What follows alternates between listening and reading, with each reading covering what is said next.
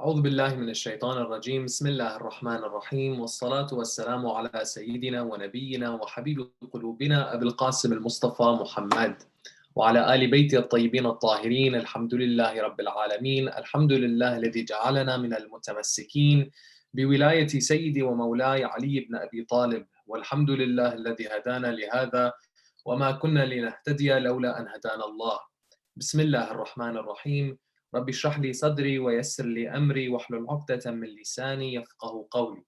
In the name of God, the most beneficent, the most merciful, we ask Allah to send His greatest peace and blessings upon Muhammad wa ali Muhammad.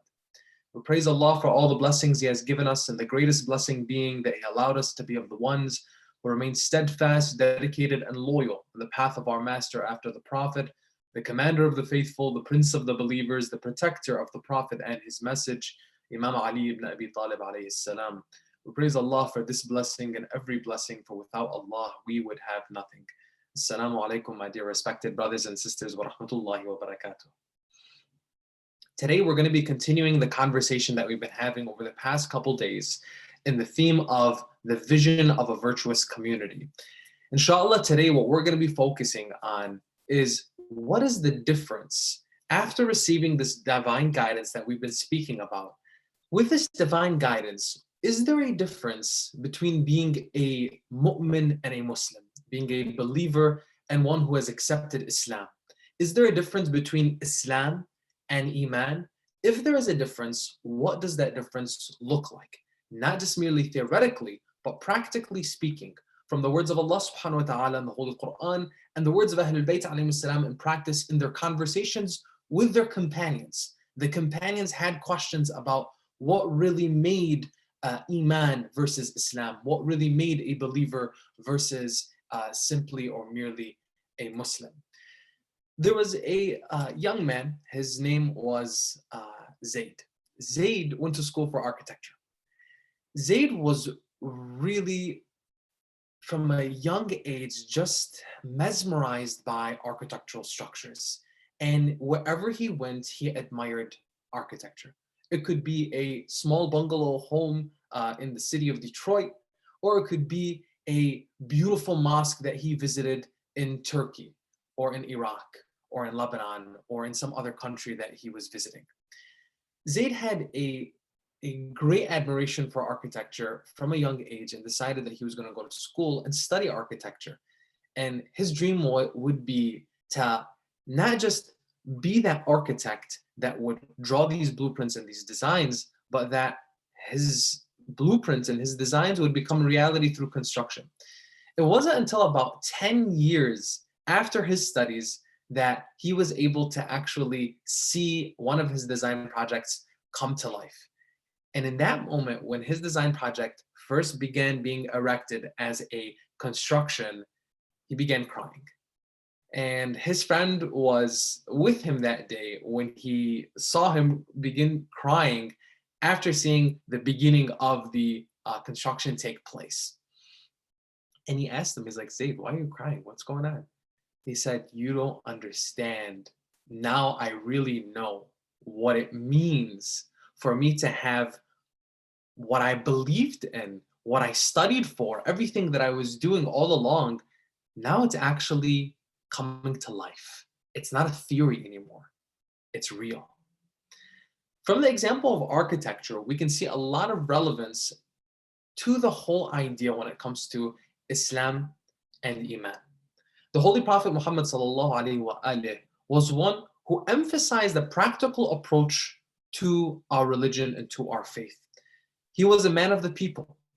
Allah subhanahu wa ta'ala sent us not a celestial being, not an angel, not someone that was different from us, but he was the individual that was the best amongst us. He showed us from the heart of humanity, showed us what it truly meant to be human, what it truly meant to be a servant of Allah subhanahu wa ta'ala, acknowledging your purpose and living up to it every single day.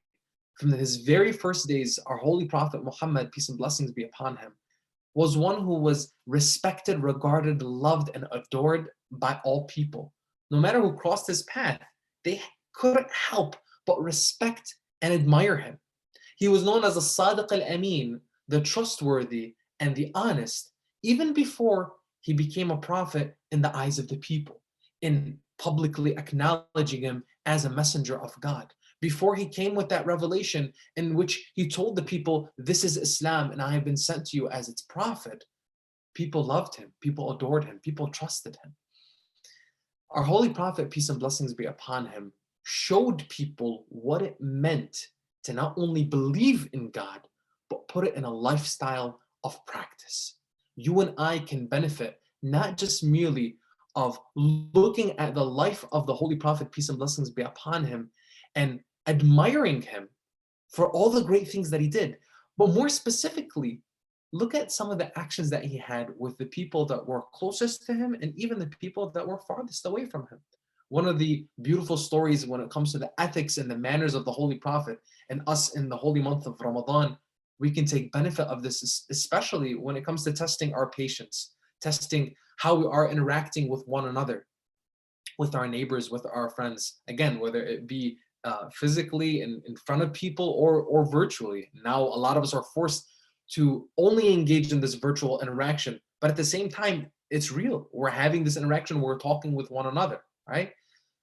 One of the days that the Holy Prophet is walking by his house, walking away from his house and crossing the street. He's walking on his path, and along this path, he crosses the home of an elderly woman. And this elderly woman wasn't so fond of the Holy Prophet, peace and blessings be upon him. So what did she decide to do? Every single time that she saw him coming and crossing her home, she decided that she was going to take out her trash. So she takes out her trash, and not simply you and I, when we take out our trash, it's in the receptacle, we put it on the corner, on the curb. She didn't want to put it in the receptacle. Instead, she decided to throw her trash, throw her rubbish at the Holy Prophet. And she accompanied that physical rubbish with verbal attacks on the personality of the Prophet. The Prophet didn't change. His smile remained. His beautiful manners continued. He would just shrug it off and keep on his way. This would happen on a consistent basis. Day after day, the Prophet would be met with her garbage and he would continue to smile in her face. One day, this woman does not come out. And you and I, it might be, wow, perfect. This is great. No garbage today. I don't get my, didn't come out today with her garbage. Taking care of her, began taking care of her. And the narration says that after a couple of days of him checking on her and taking care of her, she gained her consciousness to understand who this individual was that was on her bedside, helping her, feeding her, tending to her. And it was Muhammad sallallahu alaihi wasallam. She questioned him, asked him, why are you taking care of me when I've been throwing this rubbish at you all this time? He said, I was sent to perfect the best of ethics. And citing the verse of Allah subhanahu wa ta'ala where God says, وَمَا أَرْسَلْنَاكَ إِلَّا رَحْمَةً لِلْعَالَمِينَ, and we have not sent you except as a mercy to mankind. The Holy Prophet, peace and blessings be upon him, this idea of being that mercy to mankind and being the one who would perfect our conduct with one another emphasizes to us this aspect of us truly acknowledging our religion and our faith and bringing religion and not just merely taking it as a concept and as a theory, but putting it into practice. It's actualized by you and I, how we look at one another, how we conduct ourselves with one another, and how we think about one another. This idea, this self-concept of how we look at ourselves, we look at one another, and we engage with one another, inshallah, something that we're going to be talking about in greater detail after we've covered this basis of what Islam means, what divine guidance is, and what Iman is, and what's the distinction between the two. We're going to go into a number of narrations, some verses from the Holy Quran, specifically on this discussion, a theological distinction between Islam and Iman.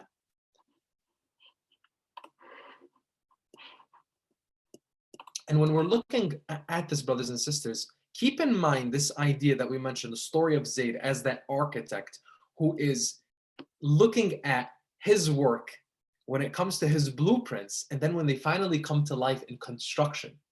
That is a nice example, a nice analogy of what Islam is, as you're accepting this as a belief, as a faith, as you're accepting this as a belief in concept, that I do believe in God, I do believe in its prophet, I do believe in its tenets, but then Iman translating into action.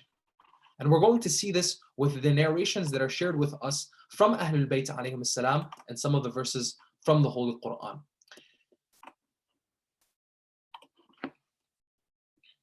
The first verse that we're going to, the first narration that we're going to be looking at is this narration from Imam al-Baqir alayhi salam that is cited by Al-Kulayni in the book Al-Kafi, this renowned book of hadith that we cite to many of our narrations from, that al-Iman iqrarun wa amal, wal-Islam iqrarun bila amal. Faith is to accept and to practice, while Islam is to simply accept without practice. The distinction here is what we've just been emphasizing. You have this idea, Islam, accepting, submitting to La ilaha illallah Muhammad Rasulullah. But then the extra step that comes into play is what?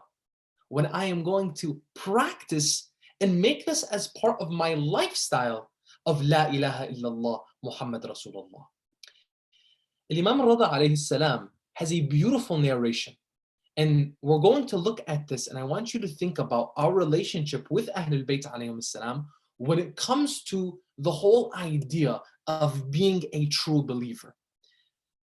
The Imam says, "Man ahabba lana asiyan fahuwa asin, wa man ahabba lana muti'an fahuwa muti'." Whoever loves someone who disobeys us, he himself is in disobedience. Whoever loves someone who obeys us, he himself is in obedience. وَمَنْ أَعَانَ ظَالِمًا فَهُوَ ظَالِمٌ وَمَنْ خَذَلَ ظَالِمًا فَهُوَ عَادٍ. Whoever helps an oppressor is himself an oppressor. And whoever abandons an oppressor is just. إِنَّهُ لَيْسَ بَيْنَ اللَّهِ وَبَيْنَ أَحَدٍ قَرَابَةٌ وَلَا تُنَالُ وِلَايَتُنَا إِلَّا بِالطَّاعَةِ. Indeed, there is no kinship between God and any of his creations. Indeed, affiliation with us is attained only through obedience to God. I want you to keep this narration in which Imam al-Rida alayhi salam, our eighth Imam, gives you a number of points to compare and contrast to. Look at the concepts here when it comes to the specific issue that he's talking about, which is this affiliation to Ahlul Bayt alayhim salam. These individuals who are the best servants and representations of Muhammad sallallahu alayhi wa alayhi, he's talking about these matters being in disobedience and obedience. And people who are looking at abandoning or joining. Of course, there is no kinship with God, that there is one cannot say that they have a relationship to Allah subhanahu wa ta'ala established by the fundamental belief that there is no God but He and there's no partners ascribed to Him. That connecting directly to what?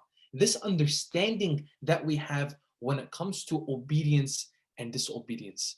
Obedience to the Imam is obedience to the Prophet. Obedience to the Prophet is obedience to Allah subhanahu wa ta'ala.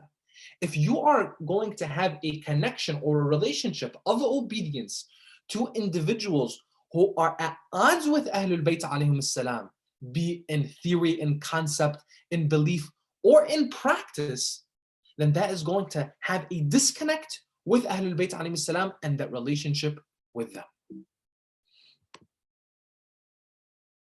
Next hadith that we're going to be looking at is a hadith by Imam al-Baqir alayhi salam, and you'll notice that there's a number of narrations specifically from Imam al-Baqir alayhi salam in which he explains to us what is the role or what is the position of the believer himself. What is the position of a follower of Ahlul Bayt alayhi salam as someone who wants to be affiliated with Ahlul Bayt and ascribe to the path of Ahlul Bayt. The narration, the Imam of one of his companions, He says, الإيمان ما استقر في القلب وأفضى به إلى الله عز وجل وصدقه العمل بالطاعة لله والتسليم لأمره. Faith is what settles in the heart and what has been shown to God Almighty. It is what has been truthfully proven by action through obedience to God and submitting to His commands. Islam, on the other hand, والإسلام ما ظهر من قول أو فعل وهو الذي عليه جماعة من الناس من الفرق كلها. Islam, on the other hand, is simply what is apparent through words and actions. It is what is upheld by the masses of people from all sects. Through Islam, blood was protected, the right of inheritance was granted, and marriage was allowed. And because of Islam, people were united in prayer, zakat, fasting, and hajj, and thus were taken from disbelief into belief. The emphasis here with what the Imam is saying is that Islam, the body of Islam, unites us all. And we're going to be talking about in the nights to come, the different spheres of commonality that we have with our brothers and sisters in Islam. And with people that say La ilaha illallah Muhammad Rasulullah, as well as the people that merely say La ilaha illallah. The commonality here and what we're emphasizing is Islam brought all of these people together. However, al-Iman is something that truly settled in one's heart. What's in your heart is going to be manifested into your actions. And Imam Ali ibn Abi Talib alayhi salam, there's a beautiful narration where he says, what comes from the heart enters the heart. This is speaking about the things that we say and the way we engage with one another. Imagine how it feels and how it is when in your heart is the belief in these things truly, it's settled in your heart and become part of who you are.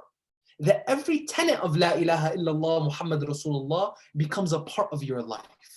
That if the Holy Prophet sallallahu alaihi wasallam, the one whom we've established, that وَمَا يَنْطِقُ عَنِ الْهَوَىٰ إِنْ هُوَ إِلَّا وَحْيٌ يُوحَىٰ, he does not speak out of whim, he is nothing but revelation. So anything he is telling me, it's as if Allah subhanahu wa ta'ala is telling me, I'm going to follow it.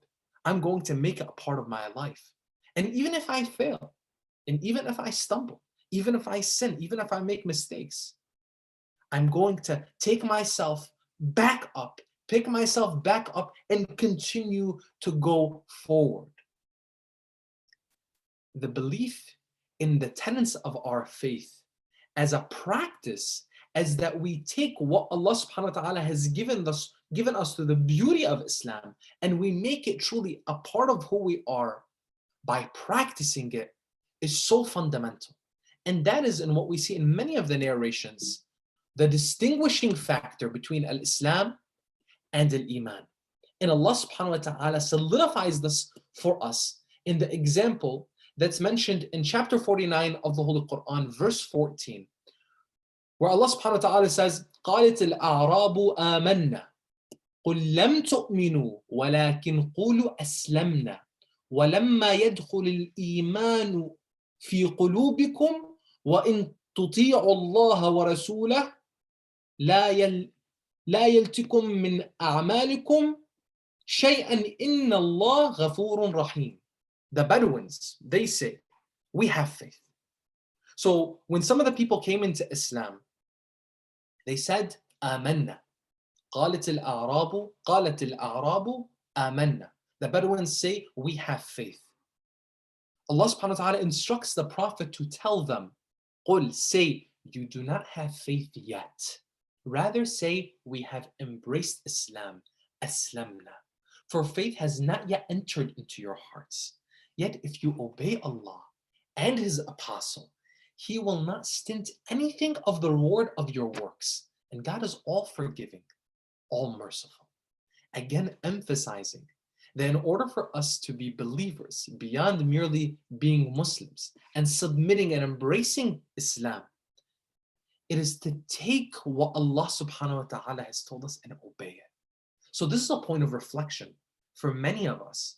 When it comes to our relationship with the Prophet, before the relationship with Allah subhanahu wa ta'ala, Because the Holy Prophet ﷺ was sent to us for us to have a relationship with him, to have a relationship with Allah subhanahu wa ta'ala. Numerous verses from the Holy Quran, including this one, when it comes to obeying Allah and His Prophet. The obedience of Allah subhanahu wa ta'ala comes through who? Comes through the message of Muhammad sallallahu alaihi wasallam. In the emphasis that he gave was what? Always turn to Allah subhanahu wa ta'ala. But you wouldn't know how to turn to Allah subhanahu wa ta'ala if it was not for Muhammad sallallahu alaihi wasallam. Through him, through the message that he delivered, and he implemented and showed to the people, we know what it means to turn ourselves to Allah subhanahu wa ta'ala. Through Muhammad sallallahu alaihi wasallam, we know Allah subhanahu wa ta'ala. It's a point of reflection for us to see how much of our lives are a reflection of the life of our Holy Prophet, peace and blessings be upon him. And even if we feel that that is such a drastic distance for us, let us try to, if not be like the Holy Prophet. Of course, we need to be in obedience of him and what he has given us from Allah subhanahu wa ta'ala. But if not, be like Muhammad wa Ali Muhammad, be like the companions of Ahlul Bayt alayhim as-salam, the ones who committed themselves to a lifestyle like the Holy Prophet and his Ahlul Bayt. The next example that Imam al-Baqir himself alayhi salam gives us to better understand the distinction between al-Iman wal-Islam is in a conversation that he has with one of his companions. His companion is asking him in this narration a series of questions of what is the reward of a believer versus the reward of a Muslim? Is there a difference between the two? And then looking at some of the verses of the Holy Quran, the companion going back and forth with the Imam, trying to understand again the distinction between Iman and Islam. He asks the Imam, can you give me some more? The Imam tells him, let me give you an example so that it really registers with you and inshallah you'll understand it. He said, okay, Imam, I'm all ears. The Imam tells him, look at the example of Masjid al-Haram and al-Kaaba. If somebody enters Masjid al-Haram, when they enter the Grand Mosque, have they entered the Kaaba itself? They come into the Grand Mosque, they come into Masjid al-Haram, and they're praying. Could I say that by merely entering into Masjid al-Haram that they prayed? He said, no, of course not. He said, what if I told you that the person prayed in the Kaaba itself? Have they not prayed in Masjid al-Haram? And he said, of course, because by merely being in the Kaaba, you have to have gone through Masjid al-Haram and entered the Grand Mosque. The Imam said, that is Islam and Iman together. Iman and Islam is the Kaaba, Iman is to Islam as the Kaaba is to Masjid al-Haram. In order for us to have that belief, to have that Iman, we have to go through Islam. We have to become ones who embrace Islam and what Allah subhanahu wa ta'ala has given us in this religion.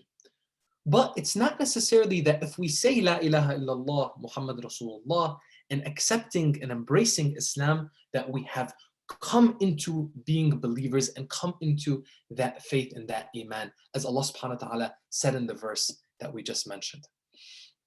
In another conversation that the Imam has with one of his companions, one of the known companions of Imam al-Baqir alayhi salam, Zurara. Zurara narrates this in which he's having this discussion, and this is another discussion with the Imam. He's having this discussion with the Imam about Islam and its foundations. And the Imam says this beautifully, speaking about the foundations of Islam as in being 5. بني الإسلام على 5.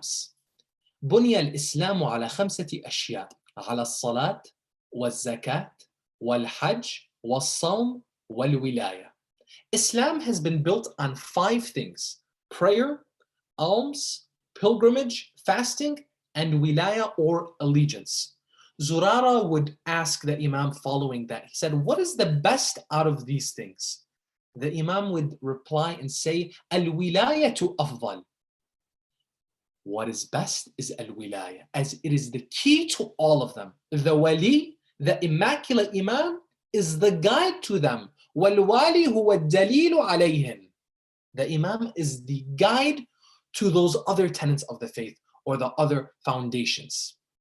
The Imam continued by explaining that prayer and pilgrimage and fasting and all of those things, they followed wilayah. This wilayah of the Imam is so important. Why? Because it is what differentiates the continuation of understanding the message of Muhammad sallallahu alaihi wasallam and the details of our faith and our practice. Remember what we mentioned at the very beginning, the Holy Prophet sallallahu alaihi wasallam had a practical approach to the faith, to Islam. And he emphasized that practical approach through taking on the allegiance of Amir al-Mu'mineen Ali ibn Abi Talib alayhi salam and the rest of Ahlul Bayt. There was a reason why the Prophet would say in his farewell speech to the people after his farewell pilgrimage that I'm leaving with you the two weighty things, the book of God and my household, Ahlul Bayti, my family. Because it is that wilayah of the Ahlul Bayt that allows us to keep the religion intact in its purest form, in what the Prophet ﷺ came with and gave to us.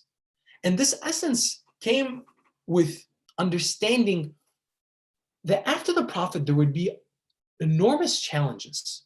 Who would face those challenges? Who would preserve the religion that he brought forward? Who would talk to us about these challenges and how to meet them on a day-to-day? Of course, it would be Ahlul Bayt alayhim salam. It would be from Imam Ali alayhi salam all the way to our living Imam, our awaited Imam al-Hujjat al-Mahdi, ajallahu ta'ala farajuh al-Sharif. The emphasis and the key point, the key takeaway here for us is to see the relationship between Iman and Wilayah is this understanding that you can say that you are one who is embracing Islam in your life, but we need to be practical with ourselves. Even if we say we are also embracing wilayah in our lives and we're taking Ahlul Bayt alayhim salam as the ones that we are following in our day-to-day, as our imams whom we love and we dedicate our lives to, it's important for us to understand that when you're looking at Iman and you're looking at wilayah, Iman and wilayah are going hand in hand for us to know this is truly how our Holy Prophet Muhammad sallallahu alaihi wasallam wanted us to be. And that is individuals who take what he said and what he did and implement it and make it a lifestyle for us. When it comes to the sha'air, the rituals, when it comes to the ibadat, the worships, the things that we're doing on a daily basis, inshallah, in the holy month of Ramadan, let us not be ones who are merely going by in the day and we're fasting and we're being hungry and thirsty. There's a narration attributed to Amir al-Mu'mineen Ali ibn Abi Talib alayhi salam where he says, the number of people, and I'm paraphrasing here, oh, the number of people that are going hungry and thirsty and that are not actually fasting. And he was asked, what do you mean? What do you mean by this? And the narration would tell us that the Imam was referring to individuals that were not actually spiritually fasting. Or not really, they may have been going through the motions themselves, but they weren't actually there present in heart and mind and living a lifestyle of fasting. When the Holy Prophet ﷺ and Ahlul Bayt alayhim salam were fasting, and the companions of Ahlul Bayt alayhim salam were fasting, and they were in the holy month of Ramadan, they took it upon themselves to do all of the things that would bring them closer to God. We mentioned the other night about this idea of killing time and how we should not have that at all in our vocabulary in this month. And I know it's hard. There are long days. We're fasting for a decent period of time. And it's challenging. You're hungry, you're thirsty, you're dehydrated, you need that coffee in the morning, you can't get that coffee, you want to wake up for suhoor, and it's at 3 o'clock in the morning, and what's that coffee, the cup of coffee at 3 o'clock in the morning going to do for you at 12 in the afternoon, at noon, when you still have about 3 more meetings and calls with clients, etc., etc., etc. And you're home, and you want to just take a nap, and you want to, you know what, take a nap, it's fine. Do what you need to do. But don't lose the opportunity that we have in this month. The emphasis with Iman, the emphasis with our belief and taking Islam as being beyond the individual whom different circumstances in the history of Islam, there were some individuals that just merely came into the faith because they wanted to escape being defeated in war. One of the examples of those individuals was Abu Sufyan at the time of the Prophet, and that the Prophet would refer to those individuals as at-tulaqa, that some of these individuals that we faced in war, that by mere virtue of being captured in that war, the Prophet would refer to them as the freed slaves. And they would free themselves, how? By being individuals who said, you know what, Aslamna, we're not going to fight you, O Muhammad, we're not going to transgress on you or your people anymore. We want to be one in your religion, one in your faith, and be protected by you. So Abu Sufyan and some of the people of Quraysh, they put themselves in that position where they accepted Islam. They said, La ilaha illallah Muhammad Rasulullah. But imagine us being merely at that level, where we've said it, but we didn't bring it really into practice.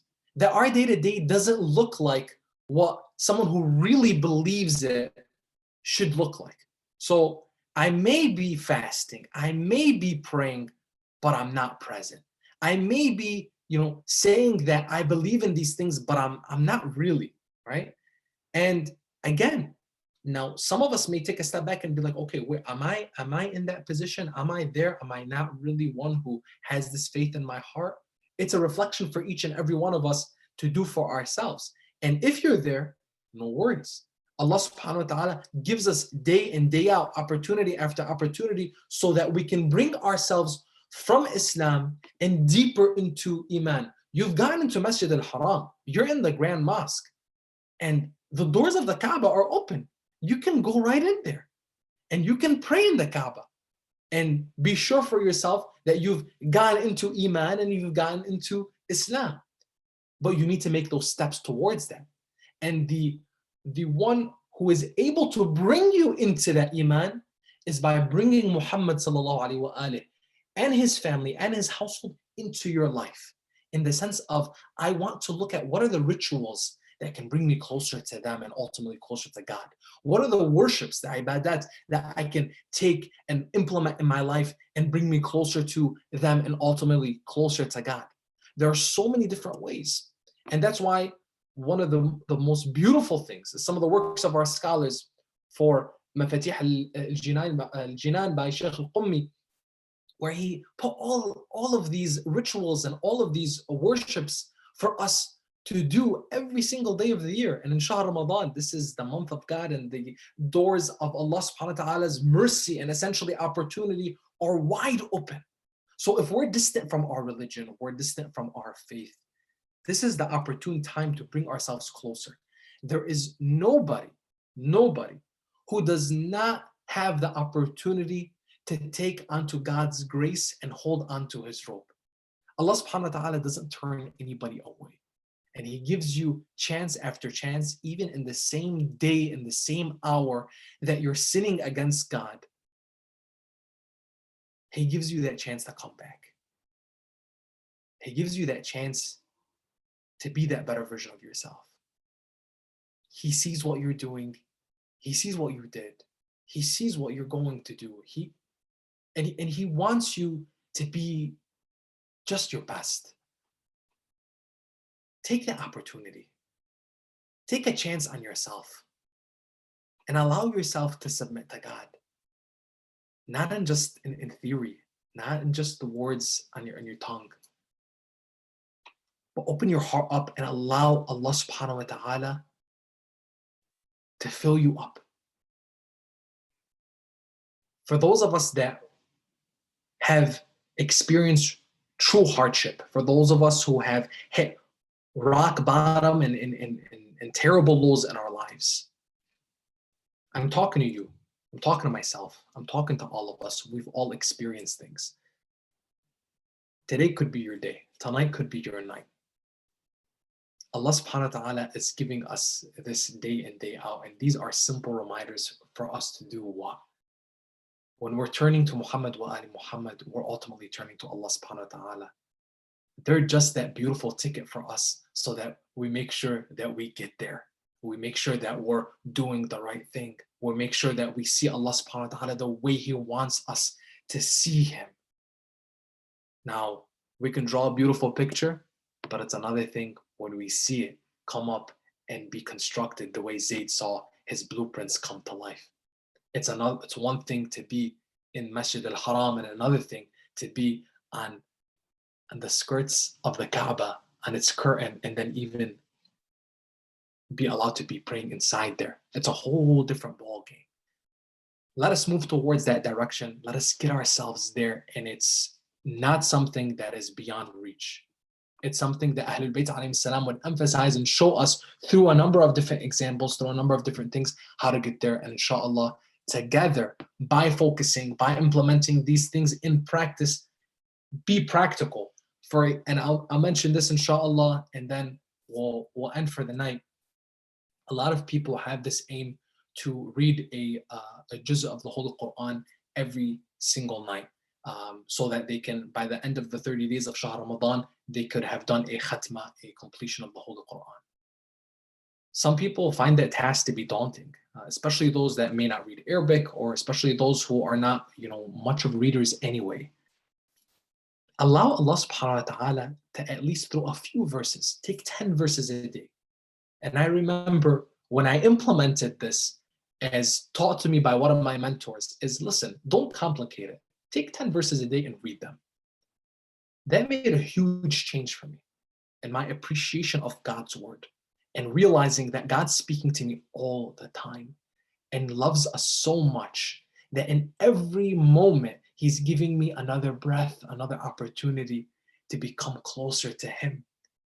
And by becoming closer to Him, I'm understanding what this whole life is all about. So allow that to happen for yourself and don't stand in your own way. Inshallah, if we are within Islam, within embracing the religion, inshallah, the next step is to make that more of a practical reality for ourselves and implementing more of it into our lifestyle so that we can become closer to our faith and have Iman settled in our hearts, inshallah. هذا والحمد لله رب العالمين وأفضل الصلاة والتسليم على نبينا محمد وعلى آل بيته الطيبين الطاهرين.